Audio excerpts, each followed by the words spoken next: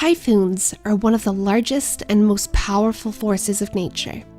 Throughout history, humans have feared them, mainly because of their general occurrences throughout the globe after earthquakes or perhaps volcanic eruptions.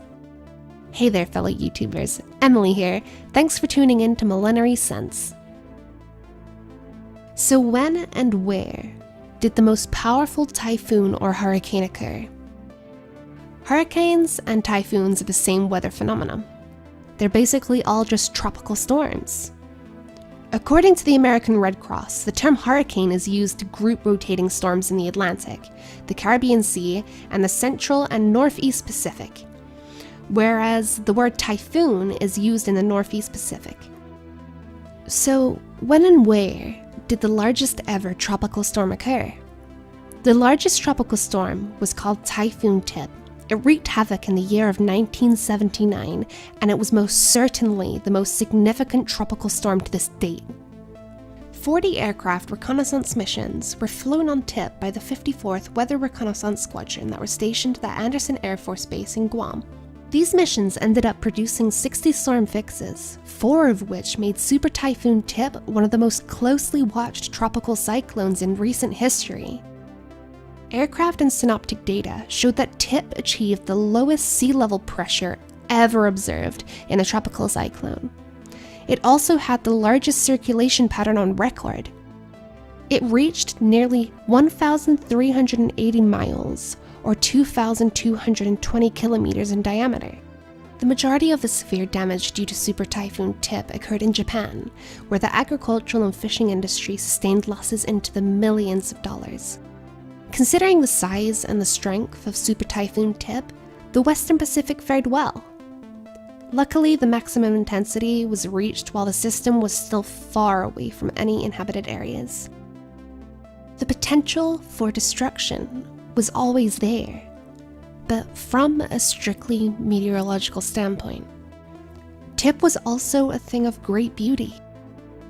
To understand its enormous power on a human scale, we need to compare it to something like a nuclear weapon. This is the footage of the nutmeg test at a place called Bikini Atoll. It's a 25 kiloton early experimental thermonuclear device. Its mushroom cloud reached a whopping height of 3.8 miles, or around 6 kilometers. Now, if you add the immense power of this bomb 40 times, you get 1 megaton. The most powerful nuclear device to ever be detonated was the Tsar bomber. It had a yield of 50 megatons of explosives. So 40 multiplied by 50, that gives us 2,000 times the power of the W-47 nuclear device that was tested at Bikini Atoll. In order to match the power released in a single day by Typhoon Tip, you would literally have to detonate approximately 300 Tsar bombers, which will in result completely destroy life on the planet as we know it. Unfortunately, due to global warming, we'll probably see an even bigger and more powerful tropical storm in the future. The wind speed of a hurricane is determined by the pressure of the hurricane, and I'm going to explain how this works. Warmer ocean water has a higher evaporation rate, which produces this thing called water vapor. Now, as water vapor condenses into rain and clouds, it releases heat, which warms the surrounding air. Warmer air expands, which lowers the pressure.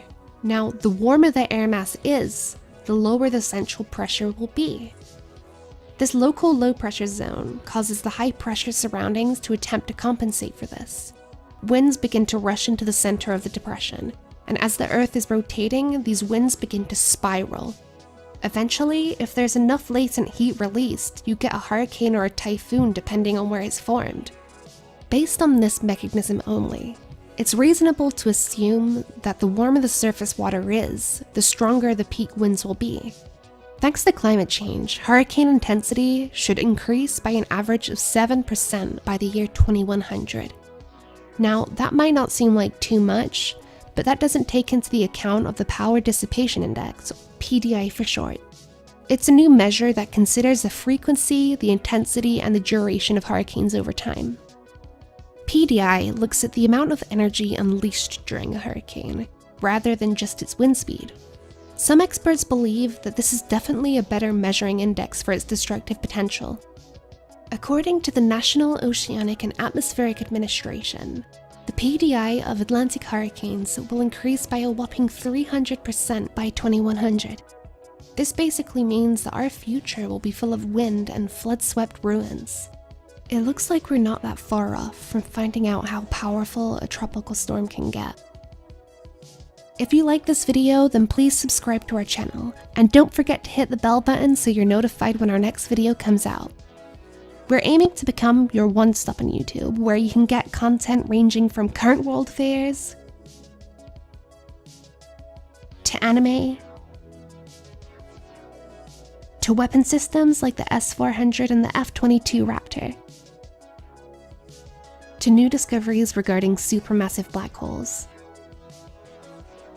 Until next time, this was Millenary Sense.